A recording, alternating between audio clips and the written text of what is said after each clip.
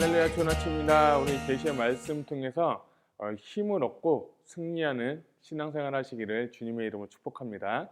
자, 오늘 요한계시록 9장 13절로부터 21절 재앙 중에 재앙이라는 제목을 가지고 오늘 은혜를 받고자 합니다. 우리 단락 구분을 해보면, 자, 13절은 보좌로부터의 음성, 14절부터 15절은 내 천사들의 등장, 16절부터 19절은 전쟁의 재앙, 20절부터 21절은 남은 자들의 특징. 이렇게 제가 단락을 나누고 제목을 붙여보았습니다. 여러분, 이 성경 이 방송을 보시기 전에 여러분들 제가 말씀드리죠. 여러분이 꼭 단락을, 오늘 보신 단락을 적어도 3번 이상 읽으시고 단락을 나누시고 그리고 제목을 붙여보시고 여러분에게 주신 감동들을 적어보시고 이 설교를 같이 듣고 끝난 다음에 여러분에게 주신 감동들 또 저에게 주신 감동들 서로 비교해가면서 오늘 나에게 주신 메시지는 무엇인가 뽑아낼 수 있기를 주님의 이름으로 축복합니다. 이 뽑아내지 못하면 그냥 설교 듣고 그냥 끝나버리는 거예요.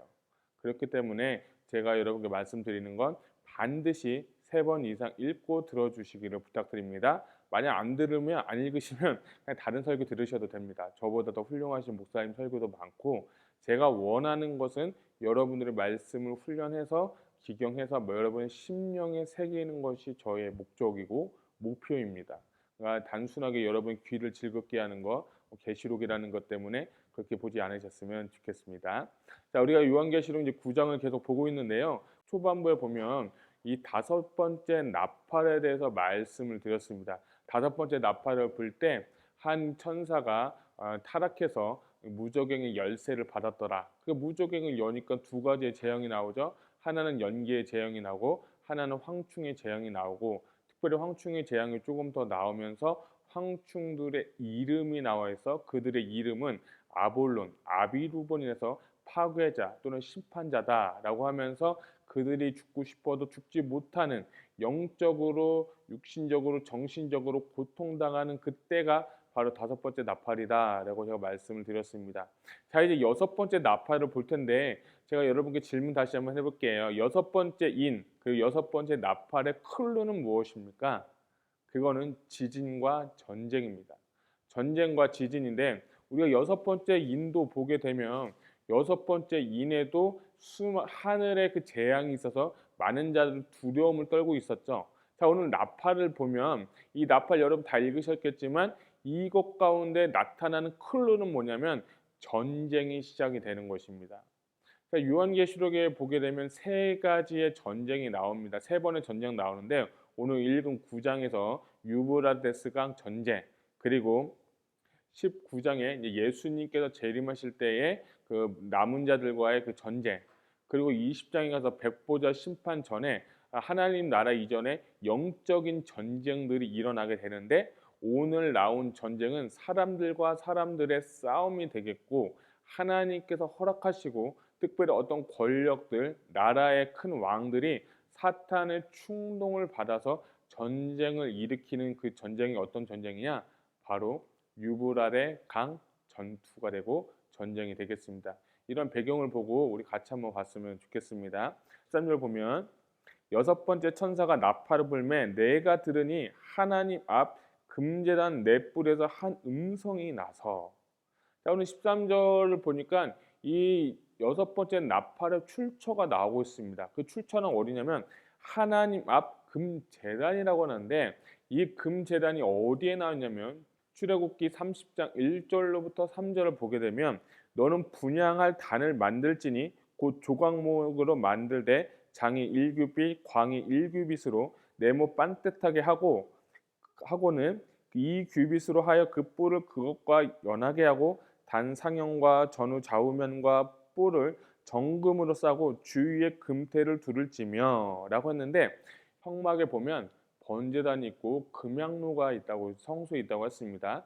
그 넷뿔 가운데 이 뿔이라는 단어가 뭐냐면 그 뿔의 의미는 힘과 권력 그리고 능력이라고 했습니다. 자, 이 번제단이 우리가 저번 시간에 본 것처럼 8장에도 보고 5장에도 보게 되면 성도들의 기도를 담는 그 금향로, 금 대접이 있고 그 옆에 제단이 있고 그 제단에서 이제 음성이 나오는데, 어떻게 보면 이 마지막 재앙의 출처는 뭐냐면 성도들이 계속해서 기도를 해서 그 기도가 쌓이고 마침내 그 기도의 양이 차서 하나님께서 그 기도를 들으시고 이제 재앙을 일으키신다는 거예요. 그 번제단 뿔, 이 능력, 권위, 하나님의 권위에 의해서 이제 그 모든 시간들, 역사들이 이제 막 시작이 된다는 겁니다.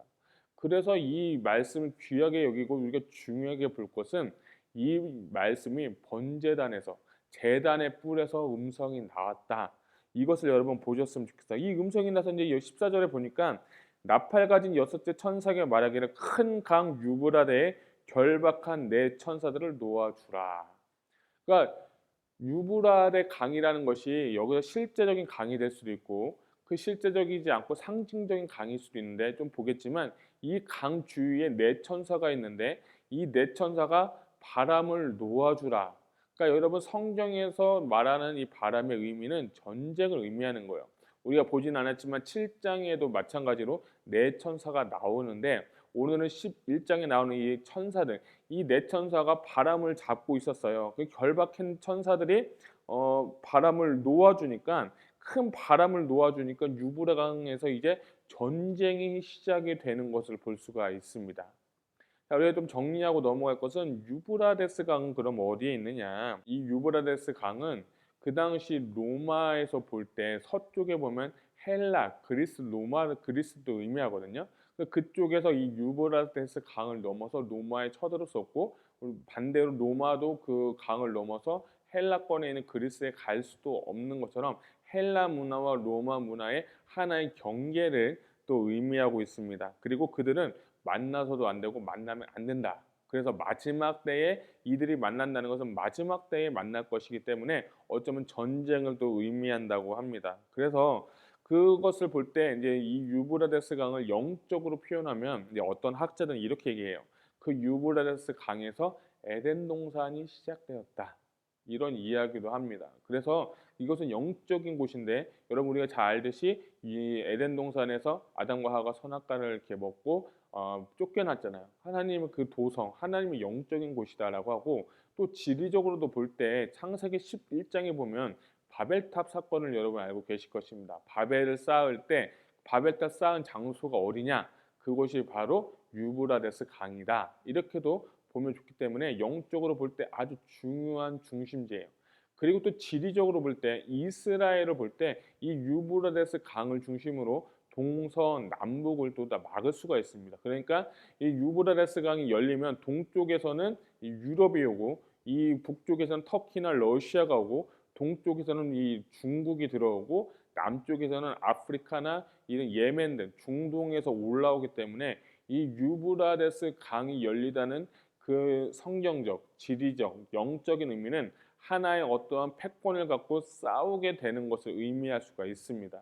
근데 이런 말씀이 어디에 나와 있냐면 요에서 3장에 나와 있습니다. 제가 3장 말씀을 읽어드릴게요. 3장 요에서 3장 9절부터 12절을 제가 읽어드리면 너희는 열국에 이렇게 광포할지어다. 너희는 전쟁을 준비하고 용사를 격려하고 무사로 다 가까이 나와서 올라오게 할지어다. 너희는 보습을 쳐서 칼을 만들지어다. 낫을 쳐서 창도 만들지어다.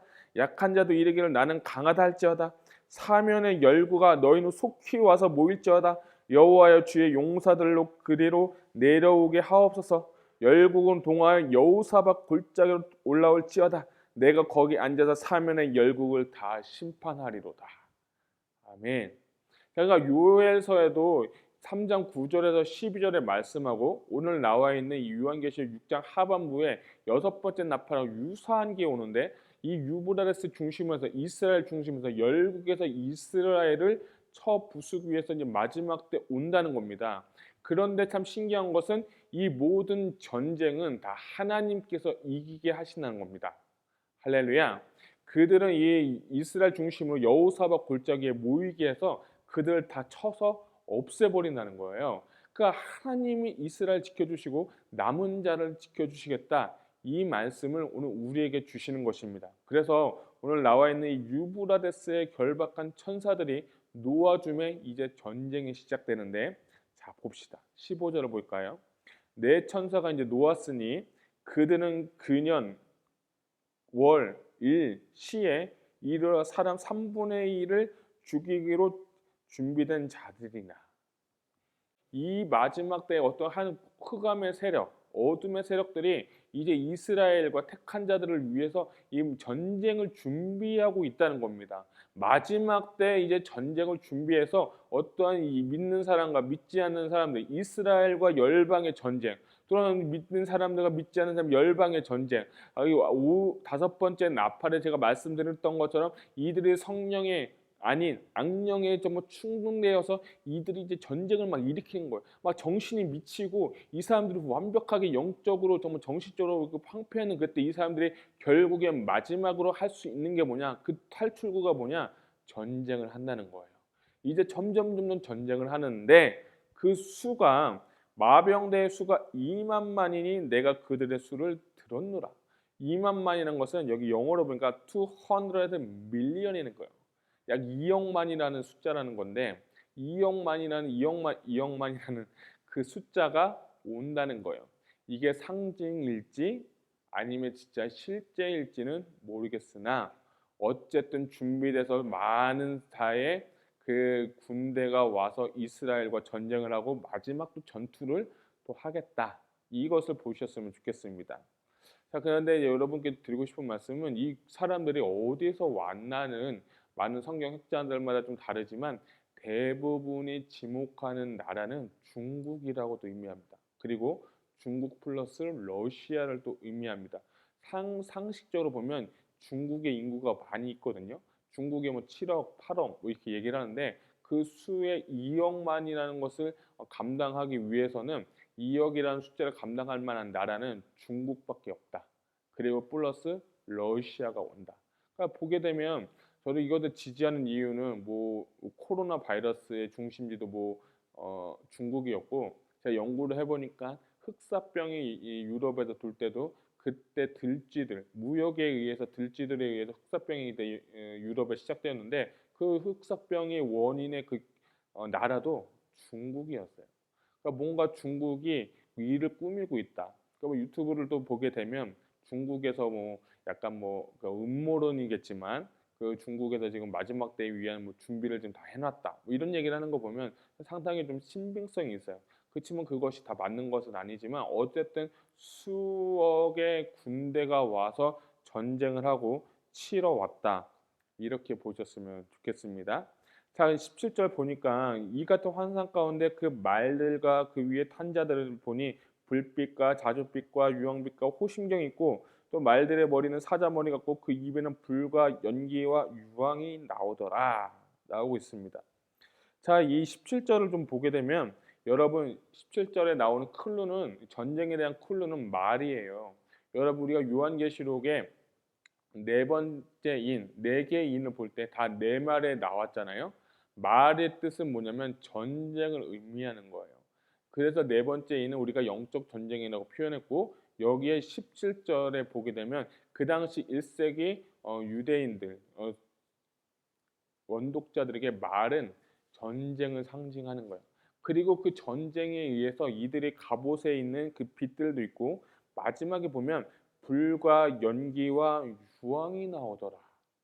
여러분 잘 생각해 보세요. 1세기 원독자들은 싸움은 기껏 해봤자 칼싸움하고 말싸움하고 활 쏘고 이런 게 전쟁인데 그 당시 이 1세기 원독자들 때 불과 연기와 유황이 나온다. 이게 무엇을 의미하냐? 핵전쟁을 의미하는 거거든요. 많은 분들이 핵전쟁을 의미하고 여러분 지금 이렇게 전쟁을 한다고 가정할 때 미사일 쏘지 누가 활을 쏘고 칼 쏘고 칼 갖고 싸우는 거 아니잖아요. 그러니까 이 마지막 때에 어쩌면 여섯 번째 이 나팔은 우리 시대에 주신 하나님의 말씀인 것 같아요.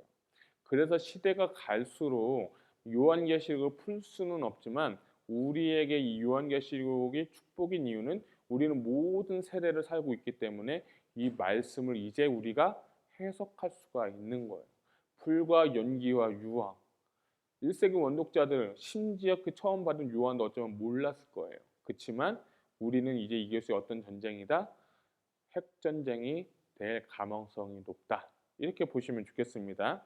제가 18절 보게 되면 이 세 재앙 곧 자기들의 입에서 나오는 불과 연기와 유황을 말미암아 사람 3분의 1이 죽임을 당하니라. 제가 지난 시간에도 말씀드린 것처럼 3분의 1의 의미에 대해서 말씀드렸습니다. 7이라는 숫자는 완전한 숫자예요. 그렇지만 3이라는 숫자는 온전한 숫자다. 라고 제가 말씀드리면서 온전한 수는 성부, 성자, 성령님 의미하면서 온전한 수인데 그 3에서 3분의 1이 됐다는 건 온전함이 파괴가 되었다는 거예요. 그러니까 그 지구가 전쟁으로 해서 이제 온전함이 다 파괴가 되는 거예요. 우리가 첫째 나팔부터 넷째 나팔, 자연계에 임한 재앙들을 보았고 다섯 번째 임한 나팔의 재앙은 정치적, 영적, 그 감정적 이게 혼의 어떤 재앙이 일어났다면 이제 여섯 번째 나팔을 통해서 전쟁을 통해서 완전히 이 지구 전체가 완전하게 황폐하게 되는 그 역사가 일어나게 되는 거예요. 그래서 이 19절의 말씀을 보니까 이 말들의 힘은 입과 꼬리에 있으니 꼬리는 뱀 같고 또 꼬리에 머리가 있어 이것으로 해하더라. 우리 지난 시간에 황충에 대해서 말씀드렸는데 황충도 비슷하죠. 입에는 정말 여자의 머리 같고 입은 사자 이빨 같고 꼬리에는 독이 있어서 잡은 자에게 독을 주었는데 여기에도 비슷하게 지금 나오고 있는데 이 말에 힘이 있고 꼬리도 있고 뱀 같고 꼬리에 머리가 있어 이것을 해야 하더라. 결국엔 지금 사단의 영역에 완벽하게 지금 포위되어서 지금 모든 사람들이 이제 정신적으로 감정적으로 메말랐던 사람이 이제 육체적으로 죽는 것을 볼 수가 있습니다. 그래서 이것을 볼 때 이 전쟁을 통해서 약 3분의 1이 죽는다고 했는데 이 인구의 3분의 1인지 아니면 그 2억의 3분의 1인지는 명확하지 않지만 그럼에도 불구하고 살아남는 자들이 있는데 그들의 특징이 이제 20절과 21절을 볼 수가 있습니다. 아주 재미있는 이야기가 나옵니다. 20절 읽어드릴게요. 이 재앙에 죽지 않고 남은 자들은 손으로 행한 일을 회개하지 아니하고 오히려 여러 귀신과 또는 보거나 듣거나 다니거나 하지 못하는 금은동과 목상의 우상에게 절하고 또 살인과 북술과 음행과 도둑질을 회개하지 아니하더라. 할렐루야. 자 보세요. 교회 시대가 끝난 이후에 다섯 번째 나팔, 그 여섯 번째 나팔 이들에게 회개할 기회를 주어도 회개하지 않는 거예요. 쉽게 표현해서 성령이 떠난 시대예요. 하나님의 임재가 떠난 시대예요. 교회가 있어야 될 명분과 이유는 이 다섯 번째 나팔과 여섯 번째 나팔에서 우리가 볼 수 있는 거예요. 교회를 다닌다고 해서 교회를 다닌다고 하고 헌금하고 봉사하고 뭐 11조 한다고 해서 거듭나는 게 아니라 혹 이 가운데서 예수 믿는 자들 가운데서도 성령을 체험하지 못한 자들이 하는 행동이 뭐냐면 전쟁을 보고 재앙을 보면서도 이들이 오히려 그 마음이 강박해져서 우상을 또 만드는 거예요. 금은동 목상 동 자기들이 원하는 그 우상을 섬기면서 그들에게 우상을 섬기고 그들이 회개하지 아니하더라. 참 가슴 아픈 말씀인 것 같아요. 그러니까 회개라는 단어는 기독교에 있어서 너무나도 중요한 단어인 것 같습니다. 관념적인 회개가 아니라 그냥 생각으로 회개해야지가 아니라 철저하게 회개하는 것이 오늘 우리에게 주신 하나님의 메시지인 것 같습니다. 여러분 전쟁을 보고서도 살아남았는데 회개하지 않는다. 상상이 가십니까? 이것은 저는 또 이렇게 표현하고 싶어요. 양심이 죽은 세대다. 하나님을 인식할 수 있는 기간이 다 사라져버린 시가고 성령님이 떠난 시대다. 이 시대가 이제 곧 도래하게 될 것입니다. 그래서 뭐 많은 음모론자들은 뭐 칩을 받아서 그들의 정신을 뭐 막 컨트롤하기 때문에 그들이 죽고 싶어도 죽지 못하고 조종당하기 때문에 그 마음이 강박해져서 회개하지 않는다 이런 주장도 하는데 좀 일리는 있는 것 같아요.